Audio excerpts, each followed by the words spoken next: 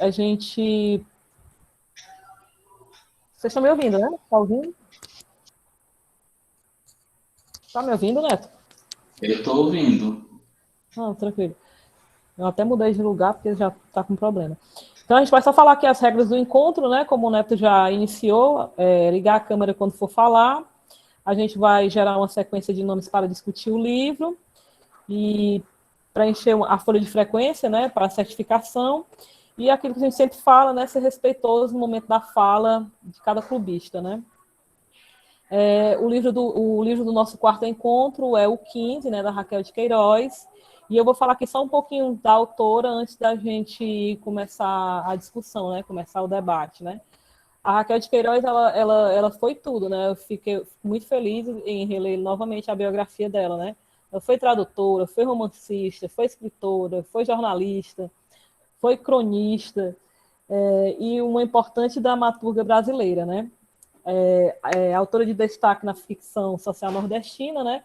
Ela foi a primeira mulher a ingressar na Academia Brasileira de Letras, e em 1993 ela foi a primeira mulher premiada com o Prêmio Camões, né? Ingressou na Academia Cearense de Letras no dia 15 de agosto de 1994, na ocasião do centenário da instituição, né?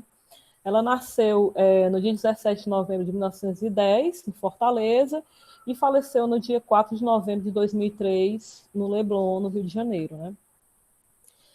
Então, né, o 15, ele é o primeiro romance da escritora, né? E ele foi publicado em 1930, é uma obra regionalista e social, e apresenta como tema central a seca de 1915, que assolou o nordeste do país, né? Uma das secas mais conhecidas e mais severas, né? Então, o pessoal já falou vários spoilers, né? Que o livro é muito triste, tem gente aí muito triste que choraram bastante, né? E a nossa proposta aqui, como a gente sabe, a gente vai discutir um pouco, né? Iniciar o debate, vocês ficam livres para falar. Deixa eu só ver aqui se já tem os nomes, né? Para a gente começar a sequência bem legal. Tu tem como visualizar aí? Tem, né? Por favor, porque no celular está muito difícil com essa nova atualização. Tem, eu posso ficar acompanhando aqui, né, já que eu Pronto, pelo pode celular. até. Porque eu não tô tendo acesso. Então quem quiser, né, já se inscrever para as falas, quem quiser ser o primeiro, ainda não temos nenhum inscrito, né? Tô em uma, vocês aí. O povo está tímido. Não é? Mas basta alguém começar, né? Ou Pronto, então falei rápido demais. o Elvis vai começar, já, né, já que o CA do curso dele é Raquel de Queiroz, né? E dá certinho. Exatamente, era, né? Pois, gente, boa noite para todos. Boa noite. É imenso prazer participar deste grupo, que de fato está sendo muito legal, diferente, algo que eu estou divulgando para muita gente, porque tem muita gente que nem está sabendo ainda, né, infelizmente, mas eu sempre estou divulgando, não só para fazer parte, mas porque é muito massa fazer parte de algo diferente, né? Porque não é muito comum ter clube da leitura, principalmente lá na UVA, que é muito difícil a gente ver esses grupos, apesar que tem muitos leitores na UVA de clássicos que a gente nem imagina. Mas, para falar como foi dito, eu adorei o livro, né? Eu já tinha lido ele já faz um tempinho, já. Aí eu que sugeri lá no grupo, né? Porque eu acho que a Raquel de Queiroz, além de ser uma escritora mulher, né? Porque isso já abre os olhos, né? Por ter sido ou uma das primeiras, ou se não, primeira mulher que entrou na BL, mas eu acredito que essa história dela, como se não a primeira dela, de fato, o primeiro romance dela eu achei incrível, porque, como disse, é muito triste. Mas eu acho legal, não pela tristeza, mas pela realidade que ela apresenta uma coisa que, se não todos nós, alguém da família de alguém deve ter passado. Meus bisavós passaram por isso, são retirantes aqui do Ceará, meu tataravô foi, como meu pai falou, minha mãe falaram, e eles passaram por isso por dificuldade também, da pobreza, de sair do sertão e vir para Sobral, que naquele tempo, como a história relata, era Fortaleza, era o grande centro. Hoje é Sobral, assim, para os interiores aqui perto. Mas, de fato, eu adorei o livro, achei muito interessante todos os personagens, principalmente a questão da Conceição, né? Uma menina, mulher, professora, apaixonada por livros, que tem várias que ficou nítido assim para mim, vários problemazinhos dentro da vida dela que eu acho muito interessante, e essa questão não só de um olhar marxista, um olhar mesmo de diferença, que a família lá do Chico Bento passando por uma dificuldade, fome, seca, sair da sua realidade triste, já a vida dela não era boa, mas os problemas dela eram outros, não era fome, não era seca, era problemas emocionais, que era gostar no lado do vaqueiro, por exemplo. E eu adorei mesmo, principalmente as pequenas críticas que a Raquel de Queiroz faz no livro, né? Desde a questão do campo de concentração, só que na literatura o nome certo que deram, que até anotei aqui, que o governo deu, não era nem campo de concentração, era curral do governo de concentração. O nome historicamente falado era isso, era um curral do governo, né? Que ela apresentava até a questão do governo já ser corrupto naquela época, lá em 1915, que parece, tipo, vai fazer quase já um centenário, né? Mas, ou melhor, já fez um centenário, Já fez. que mesmo assim ainda é carregado por questões de corrupção. Eu adorei um dos personagens que eu achei mais interessante, não foi o Chico Bento, mas foi o Vicente, essa questão da escolha do gado, né? Que eu achei muito interessante, assim, não, tem que deixar o gado, porque levar, fazer essa viagem não vai dar, deixar o gado morrer. Que eu achei muito forte, tipo assim, os alimentos que tinham que deixar que morresse os animais, porque não ia aguentar essa viagem tremenda. Tanto que o Chico Bento perde o burrinho dele, tem toda essa questão, acho, é de fato muito triste, mas achei legal porque faz parte da gente. Tanto que o Cândido Portinari fez uma bela pintura, né, celebrando esse tempo dos retirantes, que saíam do sertão do Ceará para ir para as grandes cidades, como na história fala, Amazonas, lá para o norte, mas também muitos para Fortaleza. E eu acredito que seja isso, que eu achei muito interessante o livro e que estou esperando também pelas discussões, que eu acho que tem muito a se discutir. Raquel de Queiroz, principalmente essa obra dela. É muito, muito bacana, muito bom explicado, né, explanado. E só acrescentar que a bibliotecária Karine colocou aí no grupo que a gente discutiu esse livro hoje, né, que é regionalista, e hoje, não foi ontem, né, o dia do nordestino, né, mas a gente está, tipo, comemorando hoje, né, digamos assim, né. Então, muito, muito boas palavras, assim, Elvis. Então, alguém mais? Tem mais inscritos, Neto? Até agora, Matheus. Boa Matheus noite. Mendes. Só ligar aqui a câmera. Tá, todo mundo me vê. Pronto. Boa noite, pessoal. É um prazer estar aqui de novo no nosso clube de leitura falando sobre o 15, né? No grupo eu militei para ser outro livro, eu sugeri Capitã de Areia, mas já que veio o 15, é uma leitura importante porque a Raquel de Queiroz é uma mulher admirável e ela escreveu esse livro, como o rapaz disse aqui, aos 19 anos. Foi o primeiro livro que ela escreveu. E a temática, como o próprio título já nos aduz, vai falar sobre a seca e as transformações que ela provoca no sertão cearense. E, por óbvio, em todo o Nordeste. Ao observar que a seca ela é um elemento formador da identidade do cearense, a Raquel de Queiroz revela para a gente traços da sua genialidade quando ela retrata a tradição oral das histórias trazidas pelos retirantes, como ela mesma fala que o livro foi baseado na tradição oral que ela teve dos avós e das outras pessoas que cercavam a vida dela naquela época, ela faz um profundo apelo, praticamente uma biografia do que é o nordestino, do que é a cultura nordestina a partir da seca. Não é à toa que a Raquel, ela sempre se considerou pessimista, pois em tempos de estiagem prolongada, como a gente vive no Nordeste, a seca é quase uma regra e a chuva é uma exceção, uma exceção das exceções.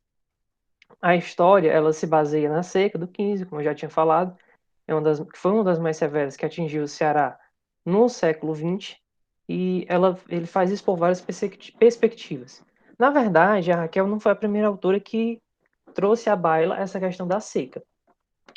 O Domingos Olímpio, se eu não me engano, já tinha escrito sobre a seca quando ele falou lá no livro Luzia Homem, né? Só que a Luzia, na verdade, ela conseguiu superar a seca pela força que ela tinha. Já no livro da Raquel, a gente vê que os personagens são submetidos à seca.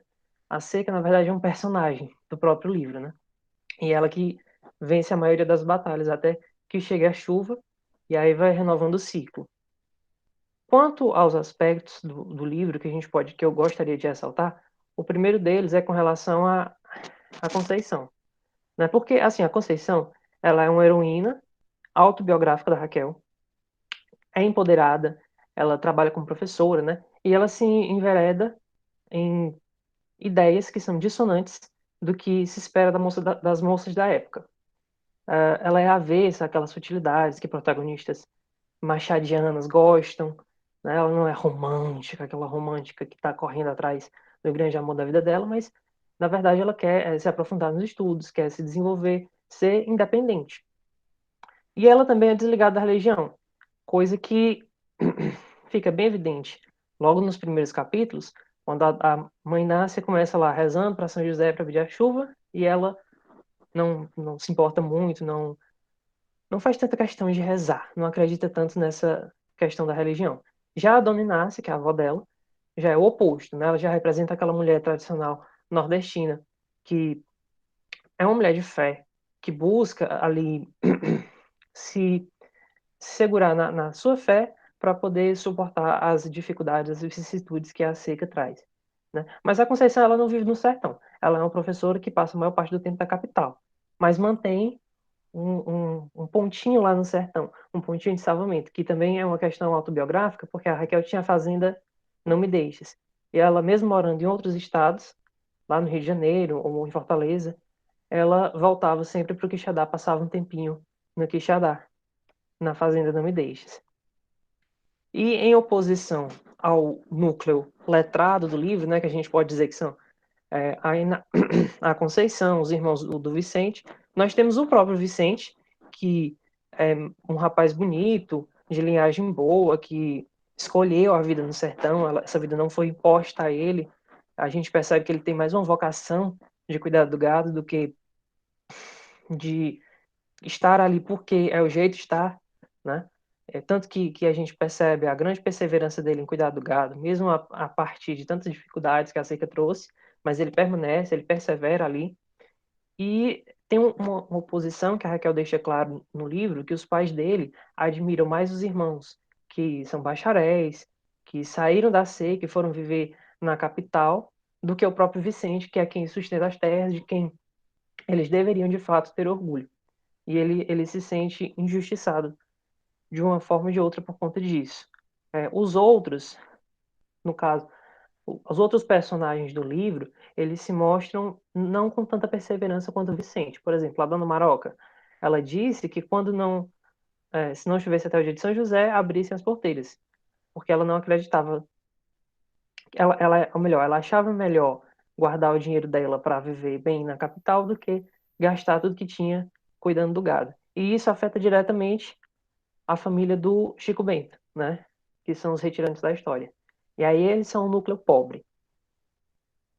O Chico Bento, ele representa justamente o retirante, porque ele perde tudo, e aí é o jeito ele sai de onde ele tá para ir para Fortaleza, no caso. A primeira ideia dele era ir para o Amazonas, né? Mas aí ele não consegue, porque ele chega lá no, no pontinho de comprar passagem e descobre que já estão todas compradas, teve um cara lá que fez uma falcatrua para poder comprar as passagens para si e distribuir para quem ele quisesse. Uma prática muito comum da velha política no Brasil, na velha república, aliás. E isso também reflete que, naquela época, as políticas governamentais que se preocupavam com a seca existiam, mas elas eram muito mais voltadas para favorecer as oligarquias locais do que as pessoas que realmente necessitavam dessa ajuda. E o jeito que o Chico Bento achou foi seguir a pé, né?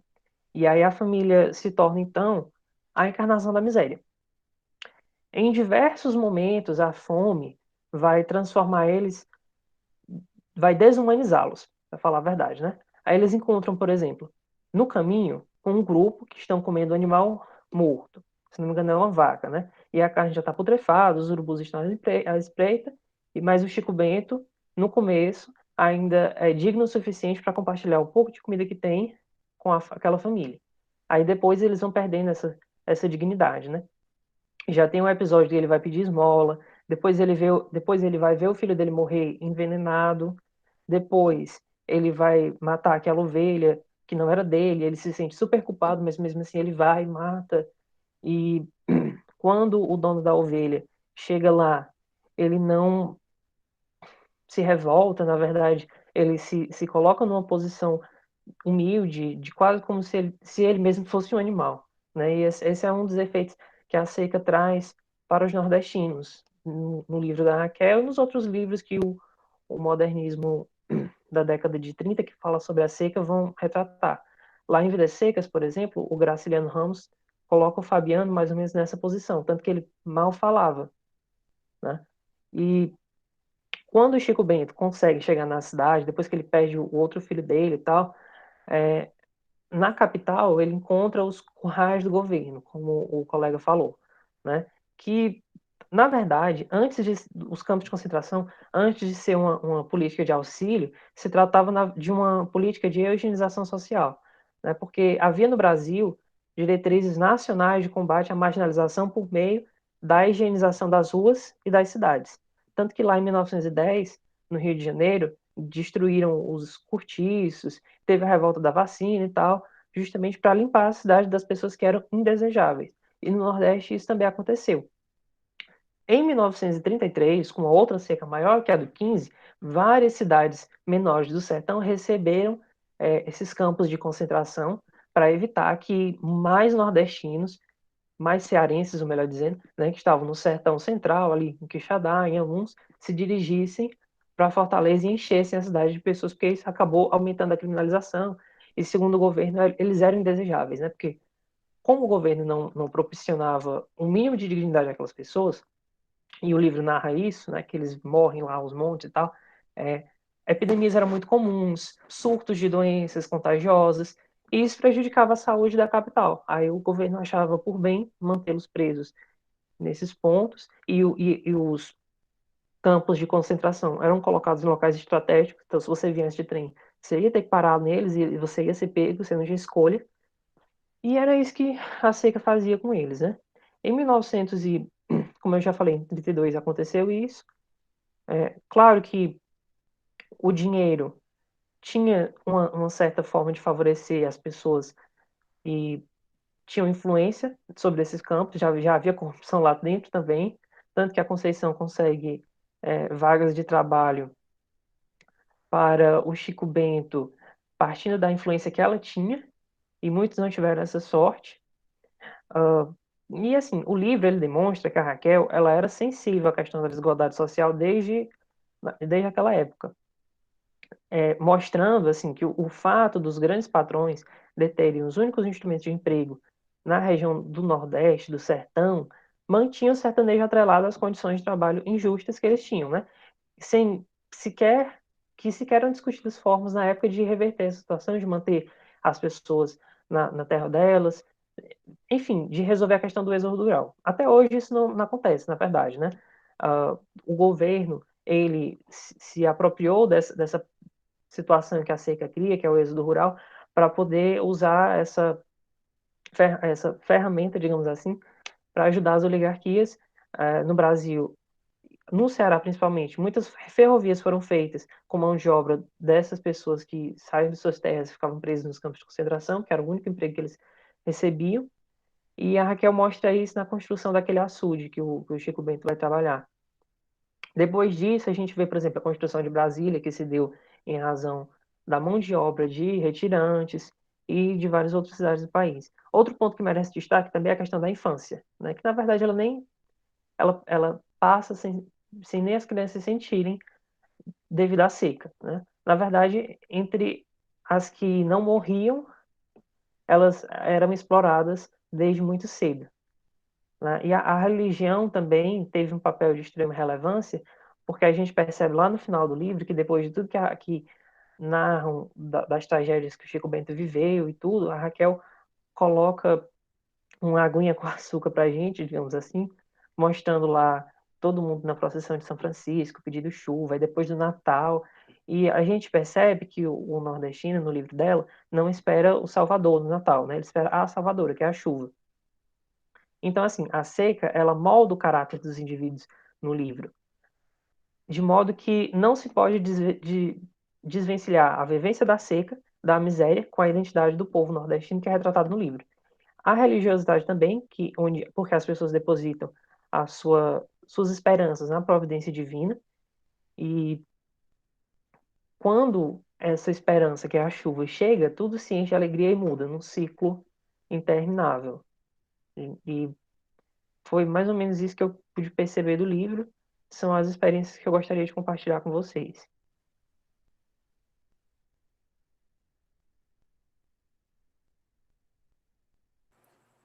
Espero que hoje eu estou aqui aprendendo a usar esse Google Meet do celular.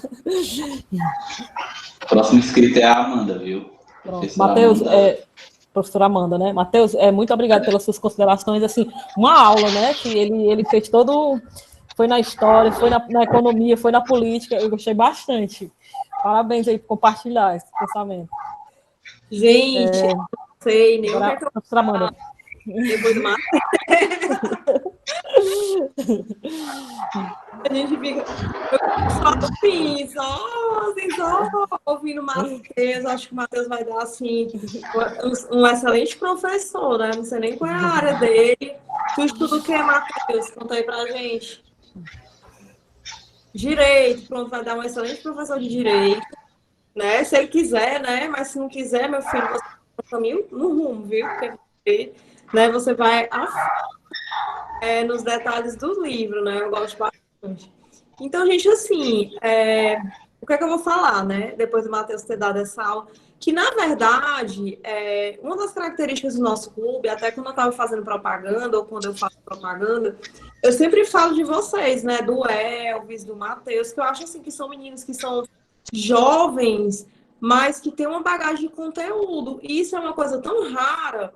Eu não sei se é porque a gente vai conversar com os homens, com meninas, e é um povo, assim, tão sem conteúdo, que, assim, eu, pelo menos, não tenho paciência, entendeu? Umas conversas assim, tão rasas, né? Né? Meu Deus, né? Como é que pode a pessoa ser desse jeito, né? É que nem uma amiga minha que vai para a Europa, em vez de estar no museu, em vez de estar tentando aprender alguma coisa, para fazer compras. Pelo amor de Deus, compras é uma coisa que, né, você faz em qualquer lugar. Você não precisa ir só para fazer isso, né? Deixando de estar aproveitando o momento para estar aprendendo alguma coisa. Então, eu acho que no mundo de hoje as pessoas são muito, muito vasas, né? Muito rasas de conteúdo. E a gente vê colegas de clube com essa bagagem tão jovens, né? Eu fico super feliz. A gente percebe que ainda dá jeito, né? A humanidade ainda tem salvação, ainda tem pessoas que são brilhantes, que estudam, né? Que leem. E isso é muito bacana, né? E leem coisas também que não são da sua área, né? Por isso que eu perguntei, porque eu pensei que o Matheus podia ser da área da literatura ou da área da história, né? Mas ele é do direito, quer dizer, das humanas, né? Que o povo às vezes tem um preconceito. Eu fazia parte de outro clube, e quando a pessoa dizia que era da humanas, não, a pessoa dizia que era das exatas, né? Ou qualquer outra área que não fosse das letras, da psicologia e da filosofia, o povo já olhava assim, tipo, nossa, vocês leem outras coisas que, né? Como coisa assim, você lê outra coisa que não seja códigos e leis, né? Então, isso é muito interessante no nosso grupo, né? Parabéns pro pessoal. Então, gente, assim, o que é que eu vou falar do livro? Eu já tinha lido há um tempo, eu achava que eu tinha esse livro, depois eu me lembrei que eu li um livro que eu peguei emprestado na biblioteca do Ninta, né, e tudo, e eu comprei um novo para mim, né, sendo que ele chegou dia... Não, ele chegou dia 5, eu fui buscar, né. Então, assim, eu não consegui ler todo ele, né, eu fui fazer um aparato, assim, do que eu ainda conseguia me lembrar, né, para poder estar falando hoje, apesar de ter sido uma semana, os meninos viram, né, todo dia eu fiz uma aula com um personagem diferente de Halloween, né, então, assim, foi uma semana muito louca para a minha vida. Mas, assim, o que é que eu gosto no 15, o que é que eu acho que é relevante?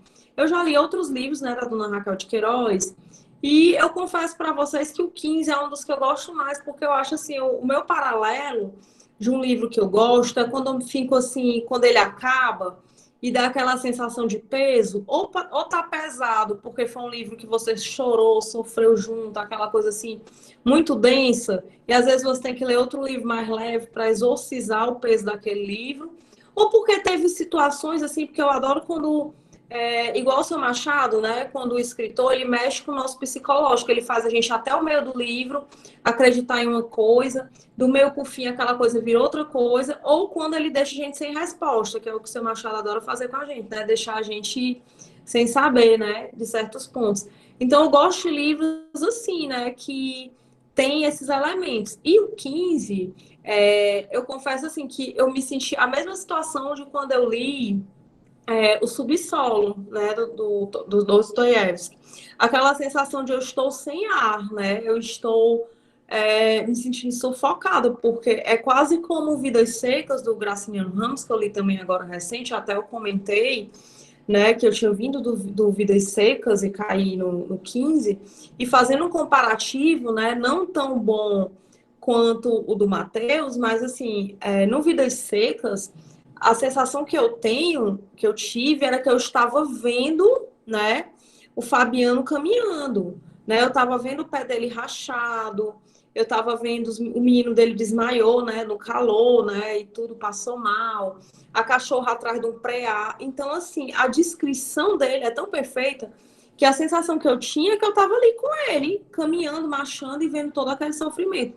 E a dona Raquel de Queiroz, a parte assim que mais me toca, que eu choro mais, que eu sofro mais, é justamente o núcleo mais pobre, né? Como o Matheus colocou, ela divide em 2 núcleos, mas que esses 2 núcleos são igualmente afetados pela seca, né?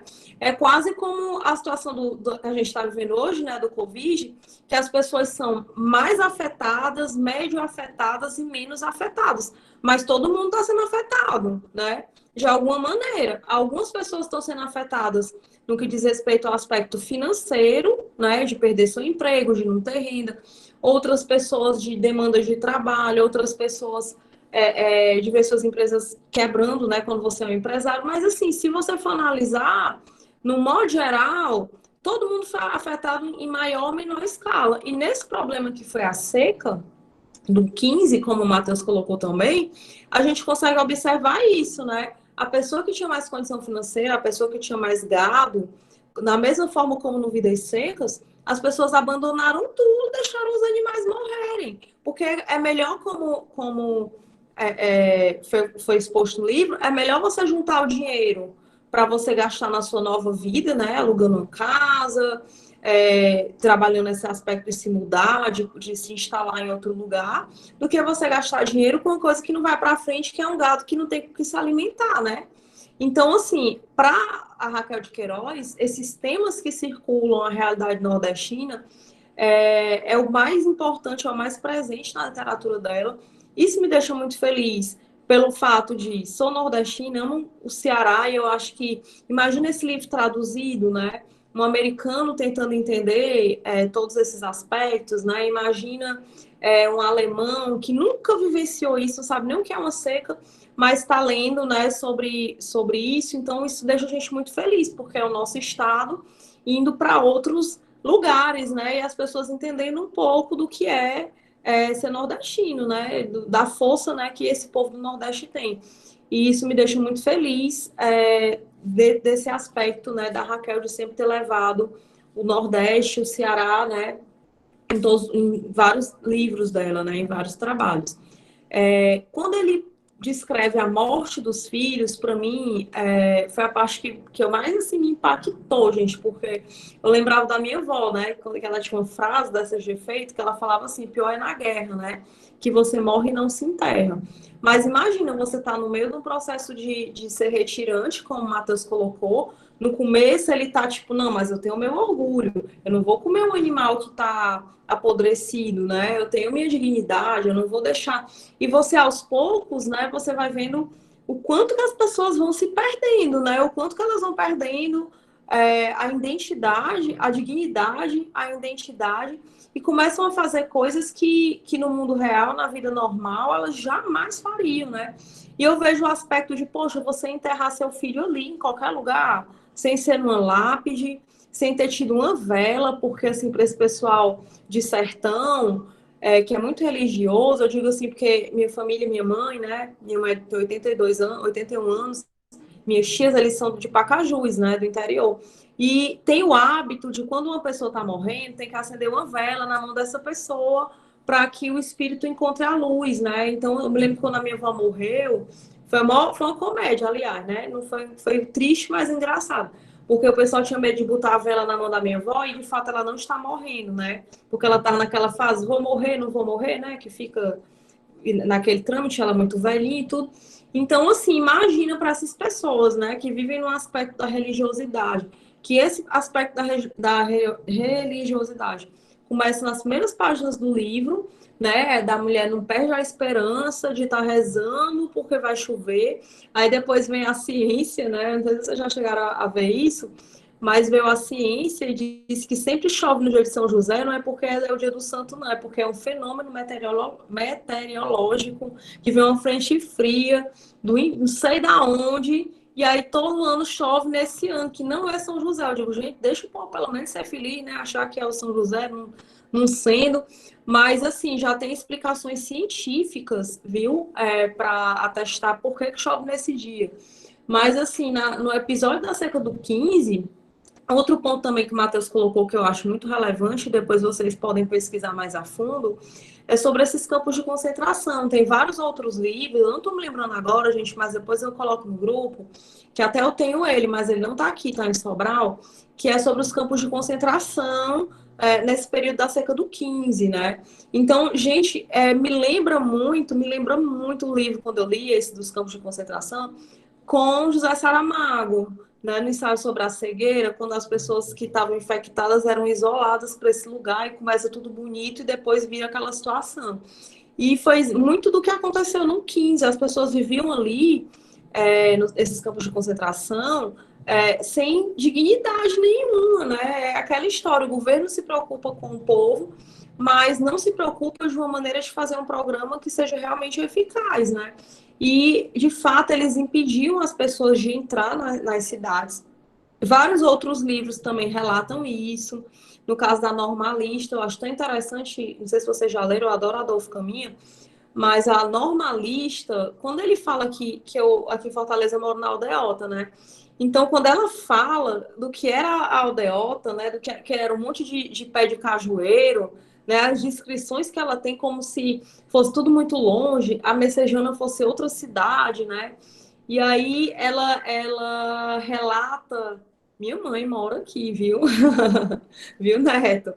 Eu moro em Sobral, minha casa é aí. Então, E assim, eu, ah, e eu, amiga, que moro na Messejana, era muito longe, viu? Messejana para ir para Aldeota. não é, não, mas assim, agora tem a BR, né? É, Assim, e Messejana agora não é mais. No meu tempo, olha, no meu tempo, né? Quando eu era criança, Messejana era uma cidade. Aí hoje ela não é nem região metropolitana, né? É bairro mesmo, né? Antigamente era região metropolitana, aí depois virou. bairro. Mas assim, na Normalista, gente, assim, vocês percebem nitidamente esses aspectos, assim, dela fala do momento da questão do olhar que a sociedade tinha para o retirante. O retirante era como se ele fosse pior do que o mendigo. É como se ele estivesse invadindo a cidade para roubar o emprego das pessoas. Tipo, pelo menos essa era a sensação que eu tinha quando eu li A Normalista, né? Esse livro que eu não estou me lembrando o nome agora, que é sobre esses campos de concentração do Nordeste, e as referências que a Raquel faz no 15. Então, eu acho um livro pesado, é um livro que a gente chora junto, sofre. Eu, pelo menos, como eu falei para vocês, tanto no Graciliano Ramos como na Raquel, a sensação que eu tenho é que eu estou acompanhando aquela família, como se eu fosse, sei lá, só aquela. O grande irmão, né, do George Orwell, né, só aquele olhinho ali que está ali, só observando, sem poder, no meu caso, né, sem poder fazer nada, mas só olhando aquela realidade. E uma das coisas que eu noto que a seca faz nas pessoas é muito essa coisa da culpa, né, gente? A culpa. O Fabiano, ele se culpou várias vezes quando ele olhava a família dele, a mulher dele magra, quando ele teve que matar a cachorra dele porque ela estava com raiva, e ele ficava sempre se culpando. E o Chico Bento também se culpa de várias situações, mas aí ele não percebe que a culpa não é dele, né? É uma culpa que é da situação, né? Da seca, da sociedade, do governo. Ele só é uma vítima do sistema, né, gente?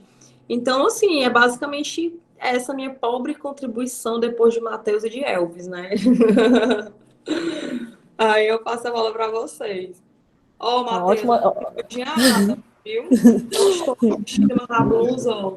É aquela assim, Jesus te ama, eu te suporto, né? Mas vai dar certo. Ótimas considerações. A gente só tem grandes considerações aqui, né? Cada um traz a sua consideração e só faz engrandecer o que a gente lê, realmente. Então, assim, agradecer também à professora Amanda, né? Tem mais alguém, né? Hoje o povo está calado. O Elvis pediu a palavra de novo. Oi? Bom, o Elvis tem a palavra. É só para complementar também umas coisas que eu estava esperando mais falar, mas eu estava olhando, se alguém quiser falar primeiro, pode falar e depois eu completo, sei lá. Que era só para complementar o que eu tinha falado, que eu achei bem interessante, o que o Matheus falou e até a Amanda falou, mas eu tinha me lembrado. Eu até tinha anotado nos papelzinhos, porque né, sempre é bom dar umas notas, né? Principalmente em um livro desse, que é tão pequeno, tão grande de informação que a gente pode ver, né? Obrigado, Fernando. Fernando disse que pode falar. Então, pronto. Então, se alguém autorizou... É porque eu achei interessante, como o Matheus falou sobre essa questão, né? Como a Amanda falou, que é professora, né, eu sou da pedagogia, então eu trabalho muito numa questão mais psicológica e histórico-cultural, que eu queria falar depois, que eu achei muito interessante. Aí o Fernando falou, depois de você, ótimo. Aí, sobre a questão da história cultural, quando ele falou da questão da infância, né? Que eu achei muito interessante, que não existe infância, existe infâncias, né? Que, por exemplo, a infância da realidade dessas crianças que vivem nesse sertão, nesse extrema pobreza da seca, é uma infância sofrida, né? E o que me mais marcou, se fosse para escolher o momento mais marcante para mim da história, foi quando tem lá a passagem, quando o pai dele amarra 2 pedaços de madeira para significar uma cruz, né? Depois de enterrar o filho, depois lá de ele ter comido lá a mandioca, se não me engano, cru, né? É muito triste sobre essa questão de luto, porque os pais não tiveram luto, eles não puderam tiver esse momento de silêncio, como naturalmente nós, quando perdemos alguém, e temos essa necessidade. Tanto que a mãe, né, ela não aceitou, depois ainda perde o outro, que foi outra dor, aí eu fico imaginando, né? Ela não teve tempo de passar essa sensação de luto de um para passar para o outro. Porque por mais que o outro não estava morto, mas se perdeu. Então, para ela, na realidade de hoje existe GPS, mas antigamente perder um filho, perdeu. Para aparecer só história em conta de fadas. Porque numa realidade daquela, não tem como. Muito difícil mesmo. Tanto que me lembrei até o Tapete Vermelho, né? Que é que é um filme, né? Que é maravilhoso, que não sei quem assistiu, ele encontra o filho, né? Dentro de uma cidade enorme, eu fico imaginando. Só pode ser filme, que na história verdadeira não ia acontecer isso. Tá um filho no meio de uma cidade grande com outros meninos, né? Então, de fato, essa é a questão, e a questão mesmo da questão dos currais, né? Que eu achei tão interessante, essa questão realmente de ver essas pessoas, os nordestinos, como alguém negativo, alguém que está vindo roubar emprego, esses lugares que eu achei engraçado que a Amanda falou, né? Que tem outras pessoas de outros países que deveriam ler, mas eu acho que a galera do Sul também deveria ler, porque ainda existe muito essa questão xenofóbica que eu posso dizer, que tem esse preconceito com a gente, com o nordestino, com esse olhar de, é pobre, é da seca, eles vêm para cá para querer alguma coisa que é nossa. Não tem muito essa questão mesmo de estamos todos juntos, né? Cada um no seu canto. É como se um estado fosse brigar com outro estado. Não tem essa conexão, né? E por fim, a questão da história cultural, que eu achei interessante, essa construção, né? Que tudo é uma questão de personalidade dependendo do seu meio. E a construção que eles têm é aquela vida, né? É aquela realidade, aquilo é a vida para eles. É uma vida triste, muito triste, mas infelizmente é uma vida. E para finalizar, a questão da construção masculina, que eu achei muito maravilhoso hoje, com as discussões hoje do machismo e tudo mais, essa questão de um pai como ele, né?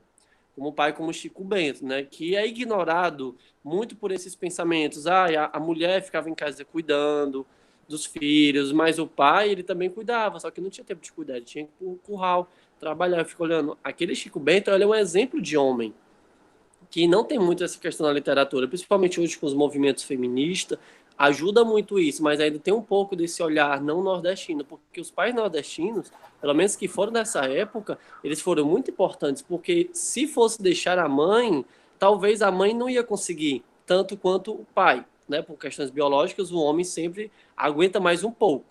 Mas achei muito maravilhoso essas cenas que tem eles levando o filho, a família, o burrinho, na hora que eles encontram lá, como a Amanda falou, né, que eles encontram lá, o rapaz joga só uns pedaços de vísceras, né, que realmente o pai é uma realidade que eu acho muito forte, porque meu pai conta histórias que ele passou também por isso.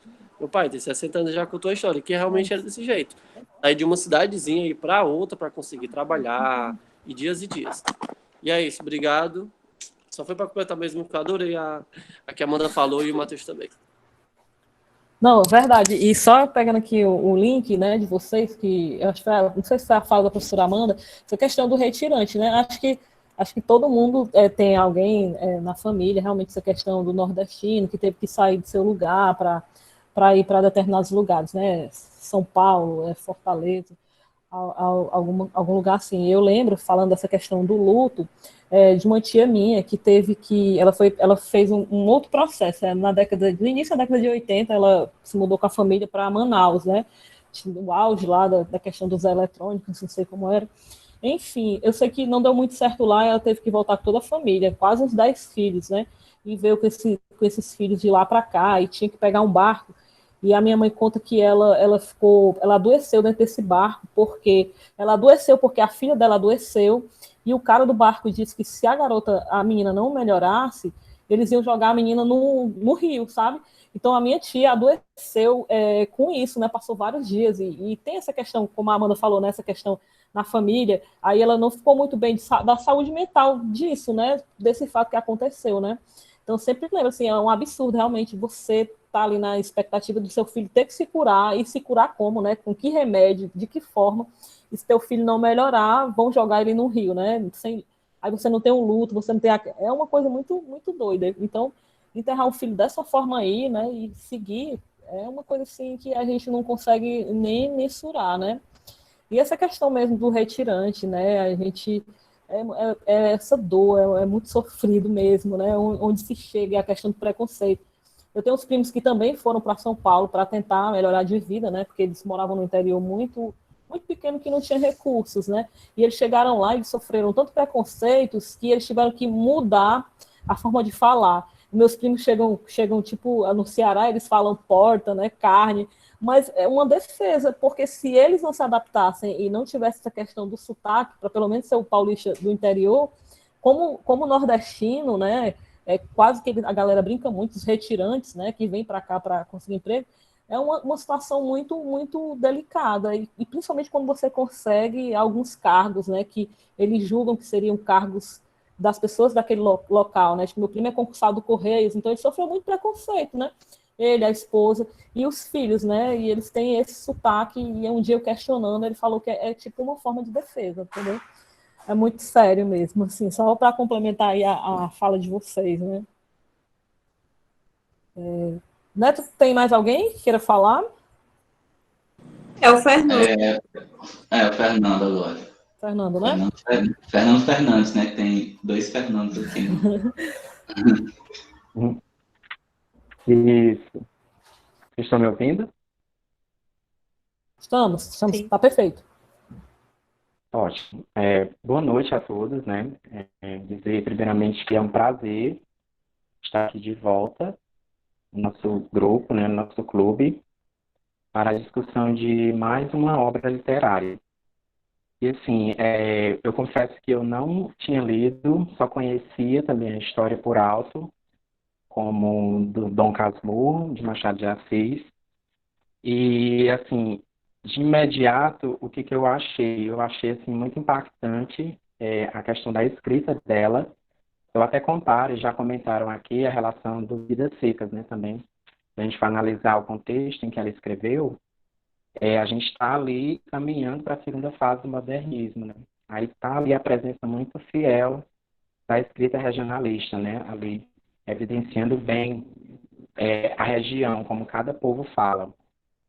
E Vidas Secas também eu tinha lido e vi realmente também uma leitura bem linear, né? Uma escrita bem simples, que também eu percebi na obra do 15, da Raquel, mas confesso que me deparei com algumas palavras que eu não conhecia, então assim, eu achei já de imediato uma escrita bem, para ter sido publicada em 1930, ela com tão pouca idade, uma escrita bem avançada, assim, bem intelectual mesmo, bem técnica.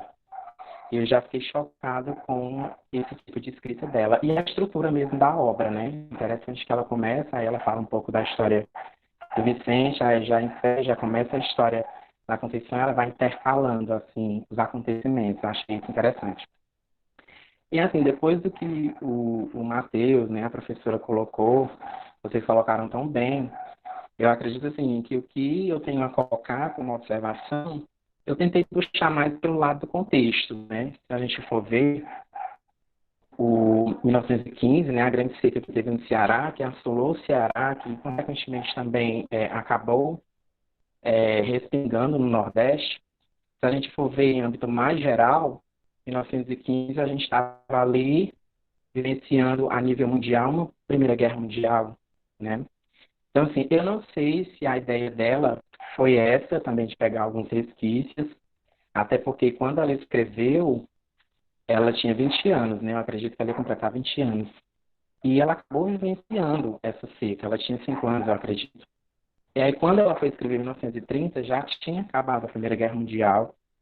E eu noto dentro do livro, a primeira coisa que me remeteu a isso foi essa questão dos campos de concentração, que ela coloca. E eu já puxei um link imediatamente. Não tem como a gente não lembrar, né? Essa questão da Segunda Guerra, que iria acontecer, né?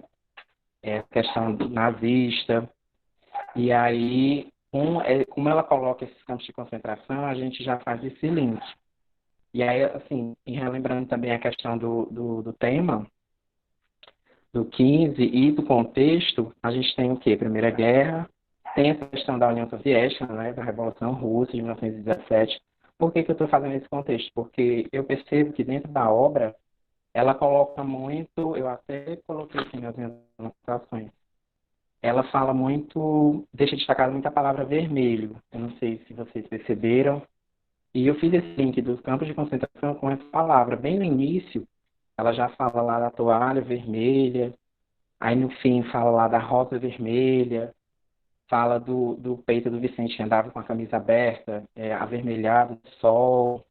Assim, ela vai dando uns links e deixando essa palavra vermelha em evidência.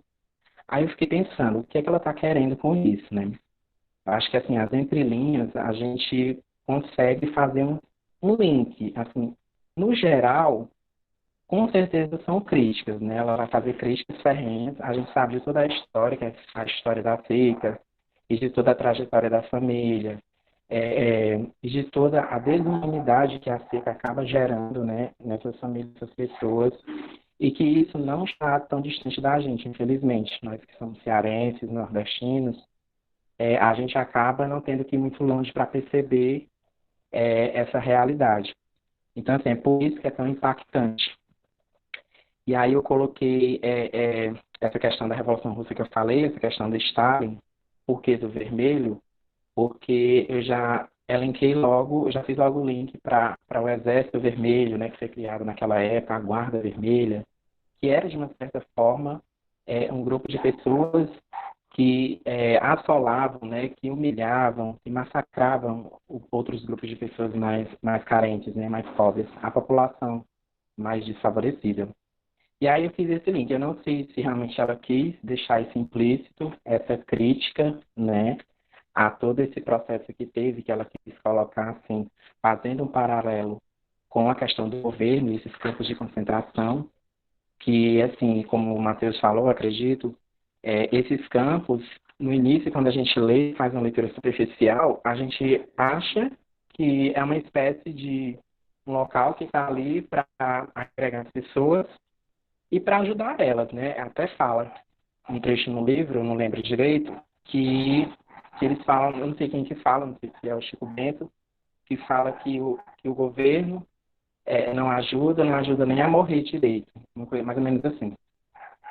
E aí, se a gente for ver, a gente vê que ali é uma espécie de uma parede, né, que fazia com que eles barrassem ali para não entrar dentro da capital, Fortaleza. Aí eu volto para o contexto. Naquela época, 1915, 16, 17, a gente estava vivendo uma explosão cultural muito grande, início do século XX, Então, assim, tudo era novidade, né? Essa questão dessas referências europeias, né, dentro do Brasil. Então, se estava construindo um país, Brasil, assim, interior, muito com características da Europa, né? É o famoso afrancesamento, né? Essa questão também.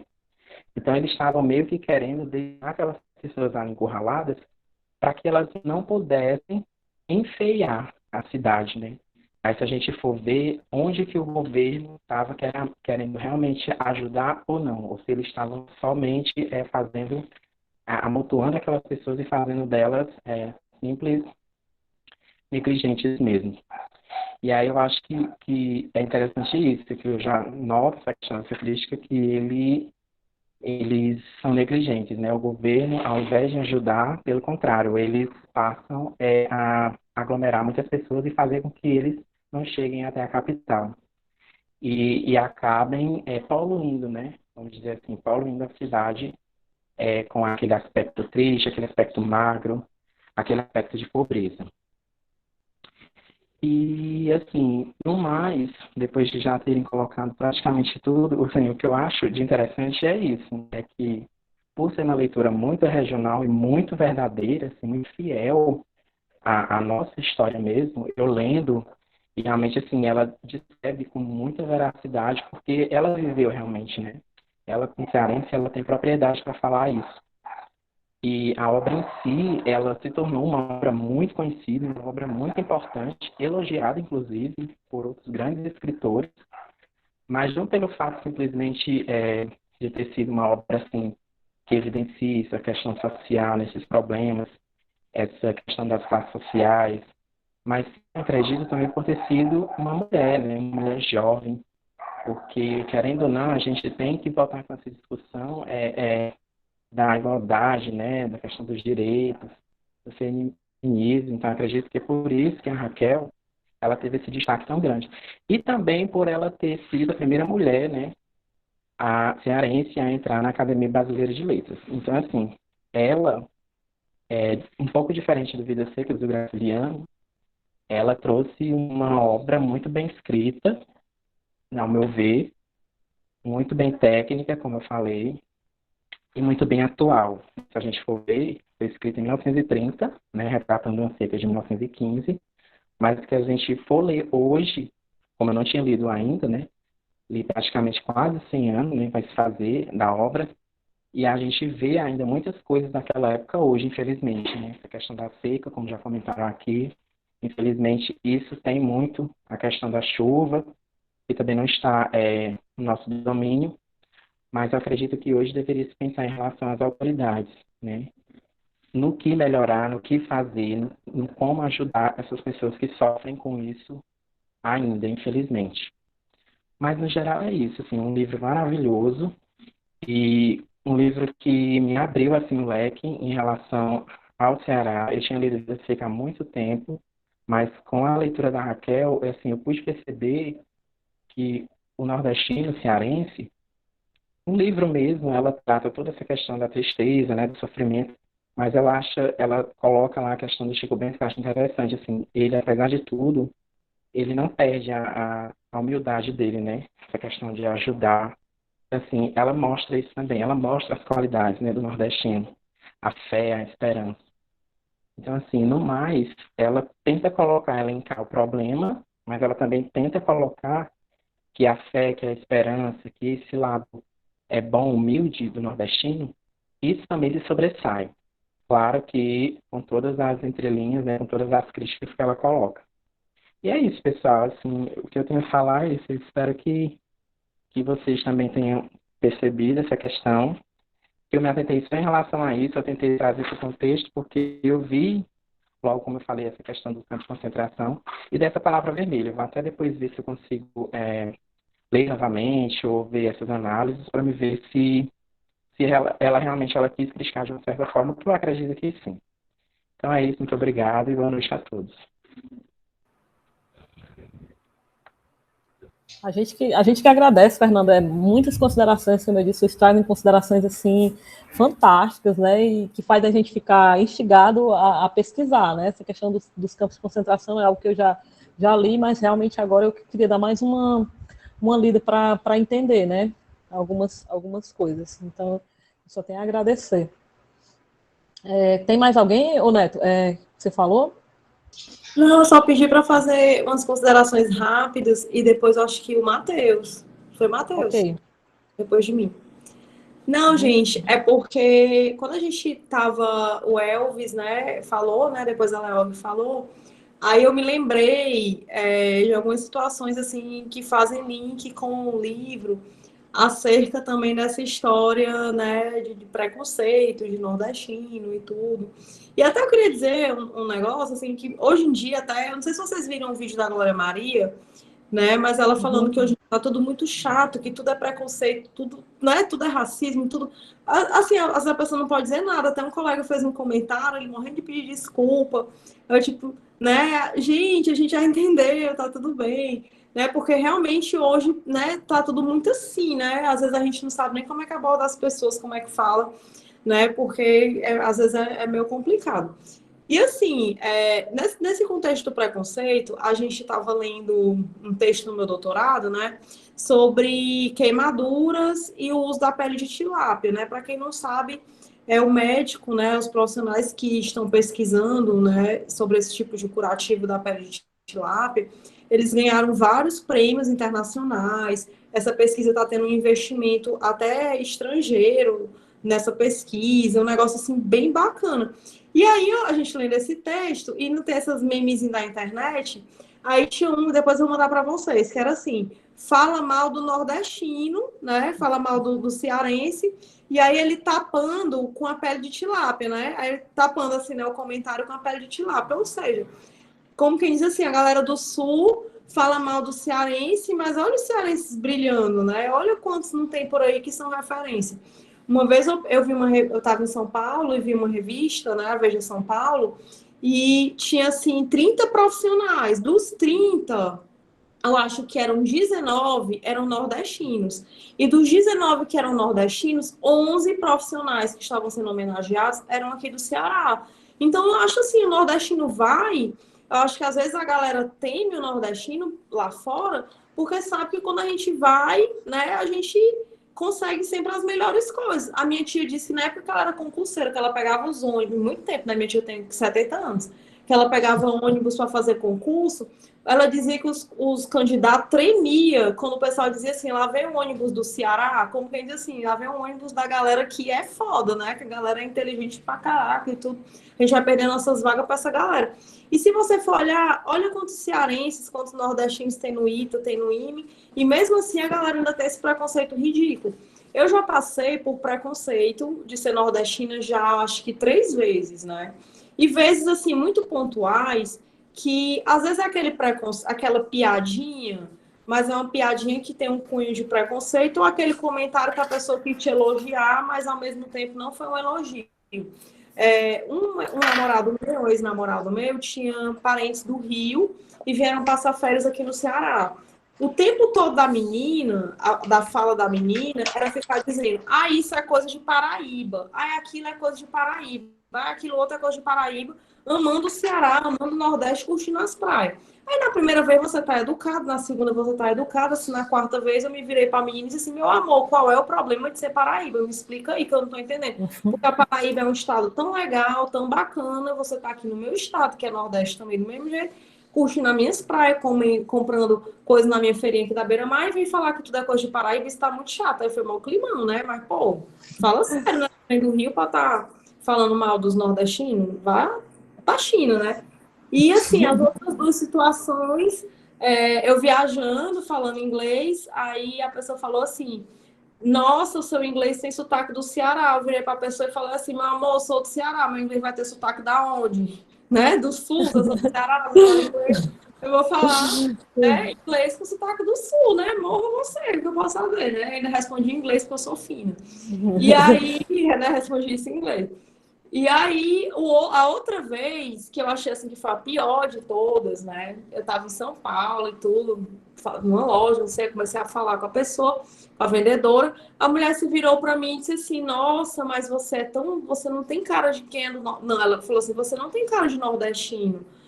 Olhei pra cara da mulher, eu digo, agora pronto, agora, assim, agora você vai ter que me explicar o que é ter uma cara de nordestino e qual é o problema de ter cara de nordestino, porque eu acho que ela quis dizer, você não tem cara de nordestino, pra, tipo, como se fosse, entre aspas, um elogio. Mas isso não sou um elogio.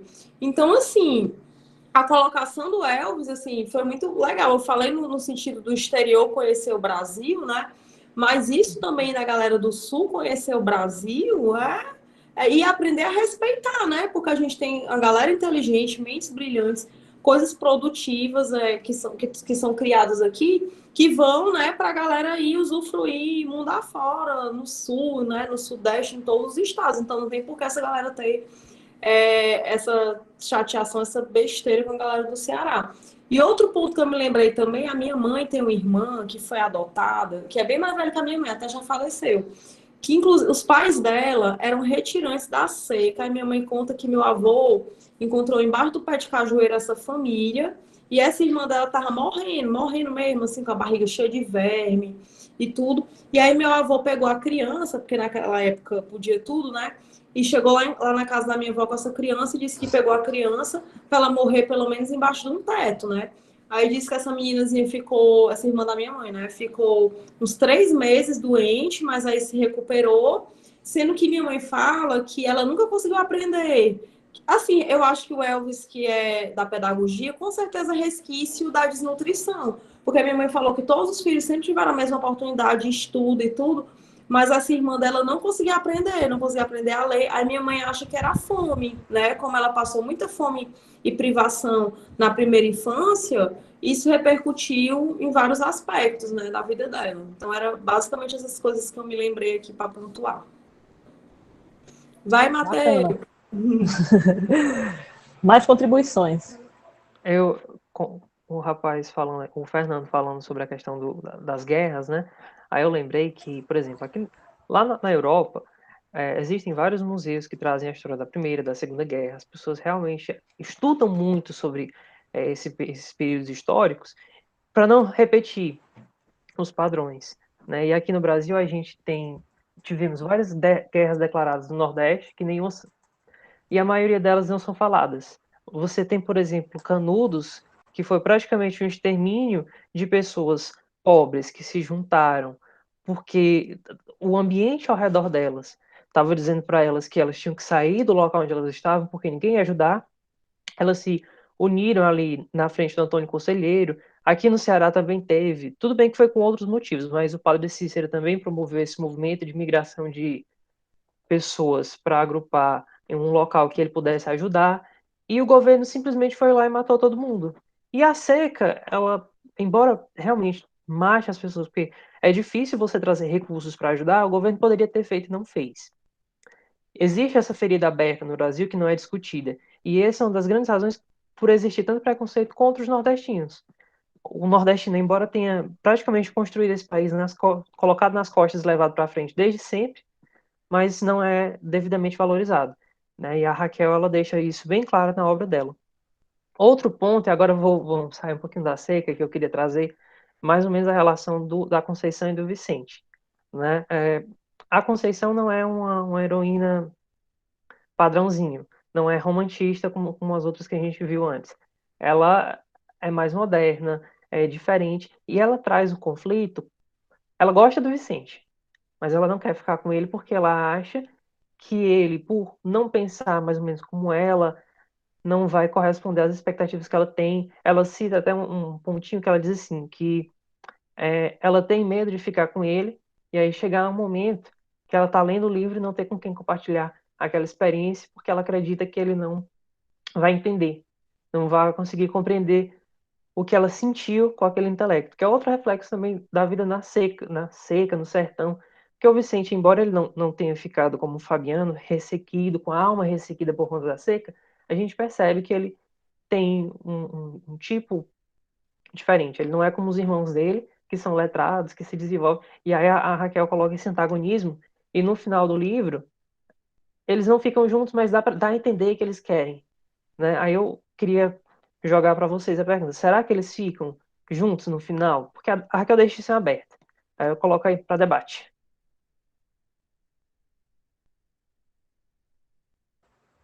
Muito bom, olha aí, novos questionamentos, né? Neto, você, alguém vai falar mais? Neto, você tem alguma coisa?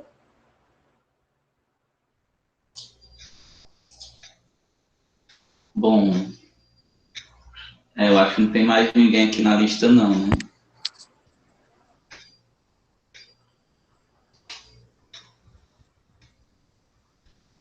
Não. Todo mundo vai ficar com a pergunta do Matheus para discutir Refletir. internamente. Refletir. Eu quero que eles fiquem juntos, não quero, não. Mas por quê? Eu sou mais. Essa disputa, né, Matheus? São, como tu falou, né? Eles querem, mas ao mesmo tempo podem, mas ao mesmo tempo não querem. Essa briga mesmo, né? Só que, respondendo a tua pergunta, no meu ver, eu acredito que se eles não ficarem, tem um motivo. Se eles não ficarem, tem um motivo. Para a questão de ficarem, eu acredito que os dois carregam na sua história essa realidade da seca, que os dois passaram por dificuldade, Vicente mais do que a Conceição, mas eu acredito que ele talvez não queira ela, por conta talvez, mesmo gostando, não se veja nela, e ele do mesmo e ela do mesmo jeito. Ama ele, pode até amá-lo, mas não se vê, né, com ele. Eu acredito que seja esse negócio, esse próprio pensamento. É o querer, mas não poder, porque sabe que lá no fundo tem essa briguinha. Ficaria Disney, como a Amanda falou, tem esse negócio de conto de fadas, que a gente quer que eles fiquem juntos, mas sabe que na realidade não é só isso, né? Juntos e Shallow Now. O Fernando queria falar, eu acho. Oi, pessoal. Então, deixa eu ligar a câmera aqui. Pronto, assim, em relação à Conceição e ao Vicente, assim, eu fiquei surpreso porque eu esperava que tivesse tido outro fim, né? Eu achei que eles fossem ficar juntos, mas como o Matheus colocou, e assim, eu também pude perceber isso, eu via que ela, não sei se era o que acontecia na Hora da Estrela, né? Nessa questão do Olímpico com a Macabeia, porque apesar dos dois serem nordestinos, né? Ele era meio prepotente, ele não queria ela, por isso, porque ele sentia ela fraca, né? Não queria ter aquela imagem para ele e não queria, de uma certa forma, ser igual a ela. Então, que eu percebi isso na Conceição, foi isso. Eu acho assim, apesar dela gostar muito do Vicente, ela meio que, no livro mesmo, dizia que não existia, porque não existe homem que valha para mim. Assim, eu acredito que ela, de uma certa forma, apesar de gostar muito dele, ela não queria assumir isso porque, como ela era uma professora, estudada, lia muito, era muito inteligente, ela via que ele não ia suprir essa necessidade dela, né? Então ela deixou um pouco de lado o romance dela, né, o amor dela, e por uma questão estética, na minha opinião. Eu acredito que ela era preconceituosa com ela mesma. Não sei se essa é a ideia, né, se ela quis passar isso, mas acredito que, se a gente for analisar nós mesmos, existe esse preconceito mútuo, né, entre a gente mesmo. E, infelizmente, eu acredito que foi isso que impediu. Mas, assim, se fosse para mim opinar, eu queria que não. Que ela não ficasse com ele, porque, apesar daquele jeito dele, ele se mostrava ser uma pessoa boa, né? E ela não, estudada e bem preparada, ela já via que talvez não poderia ter nada com ele por conta dessa diferença entre os dois. E é só isso. Tchau. Eu acho que combinava mais ela ficar com o dentista. Porque o dentista apareceu lá no final da história e deu pra perceber que a Raquel colocou ele pra jogar ciúme no Vicente.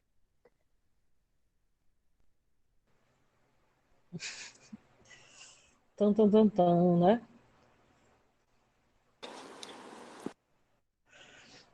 Neto, gente, então, não tem mais ninguém, né, para fazer mais uma consideração, e também devido ao tempo, né? Neto, você teria alguma colocação para você falar sobre o próximo encontro? Pronto, né? Sobre o próximo encontro. Bom, como eu acho que eu já tinha até comentado com vocês, nós vamos ter um encontro extra nesse mês, né? Que é no final do mês. Como o dia 29, né, o Dia Internacional do Livro, o Dia Nacional do Livro, aí no dia 30, que é na sexta-feira, a gente vai ter um encontro, né, extra do nosso Clube da Leitura, né, e a proposta é que a gente faça algum encontro mesmo voltado para o terror, como tem muita gente querendo, o Halloween, como eu estava conversando com a Amanda no grupo, mas aí vai depender do que vocês acharem. A nossa proposta inicial seria algo nesse sentido, né, já que dia 30 é quase no dia do Halloween, né, que é dia 31. O que vocês acham?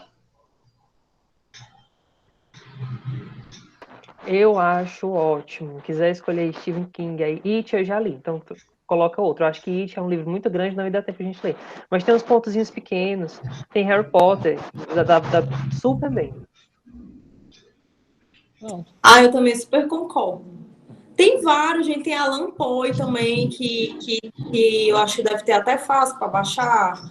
Os contos, tem Lovecraft, que são contos. A Coquetel do Espaço é um conto que é bem bacana, que é tipo extraterrestre, é fininho também. Tem uns legais. O bom é que no dia 29 todo mundo assiste a live, né, que vai ter... Que é exatamente sobre Alan Poe, Lovecraft, Stephen King, né? Aí vocês assistem. Ó, eu tô lendo até esse aqui.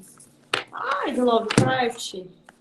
Ó, que são contos, né? Eu fico com raiva desses livros, porque assim, metade dos contos em um, metade no outro, eu nunca consigo ter a coletânea toda. Ô, nossa, uma hora chega, dá certo.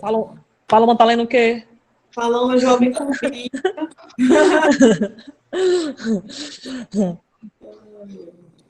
Então pronto.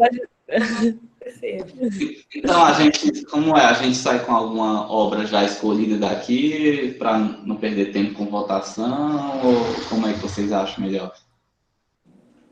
Bibliotecários, decidam.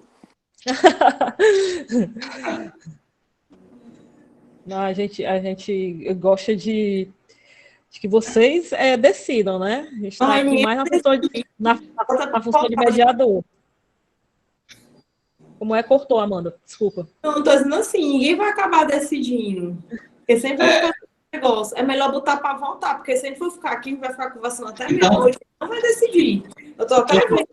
Então, pronto, a gente vai pegar 3 nomes, né, 3 títulos, e a gente coloca em votação para a gente decidir no máximo até amanhã à noite. Pode ser? Pronto.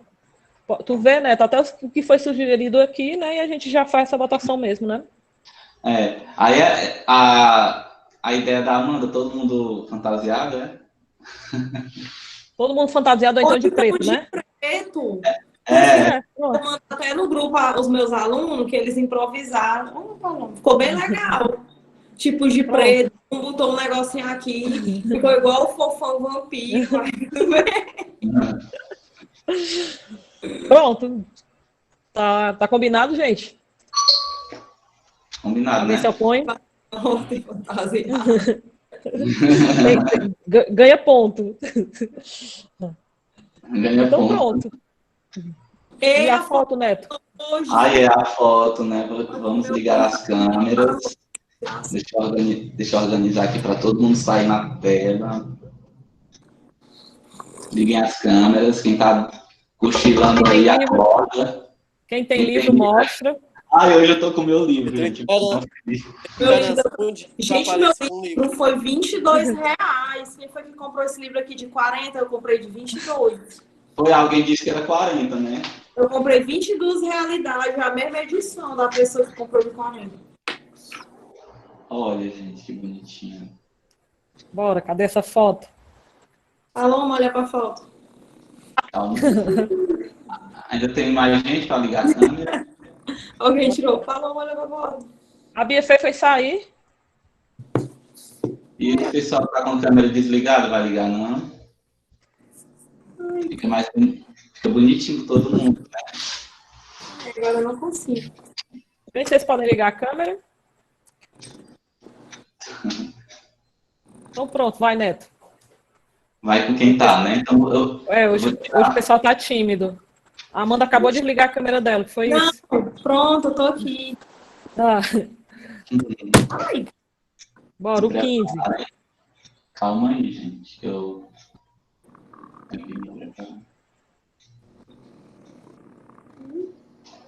Conta de 1 a 15.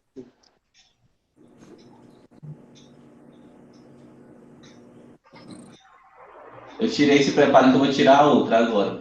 Porque,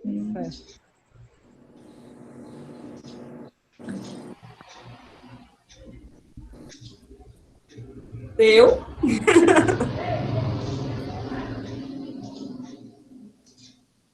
Pronto. Aguento mais botar a estátua assim. Acho que o Neto fez foi filmar. Neto filmou, foi. Tu foi um vídeo. Neto sumiu. Ave Maria. Pronto, acho que deu Então certo. é isso. Deu certo, né? Ele vai disponibilizar lá no grupo. Então, gente, mais uma vez, assim, né, agradeço a participação de todos, todos que estiveram aqui, tiraram um tempo, né, para a gente conversar sobre essa tão magnífica obra, e desejar a vocês um bom final de semana, né, se cuidem, fiquem em casa, ainda tem coronavírus por aí, viu? Teve Cuidado. de presença? Tu não fez não, né, Neto? Não, teve não. Aí, gente, depois a gente vai atualizar o cadastro de todo mundo, que a gente está resolvendo um negócio aí com a ProEx, né? Porque quando a gente tinha inscrito o nosso clube da leitura, a gente fez a inscrição dele lá como um projeto de extensão. Aí só que parece que a gente vai ter que renovar, né, esse projeto lá na ProEx, aí todo mundo vai ter que fazer o cadastro. Ok. Então é isso. Pois bom final de semana, bom feriado, se cuidem, e a gente logo decide novo livro. Isso. Ok. Tchau, gente. Tchau, gente. Tchau, gente. Foi um prazer. Até mais. Tchau.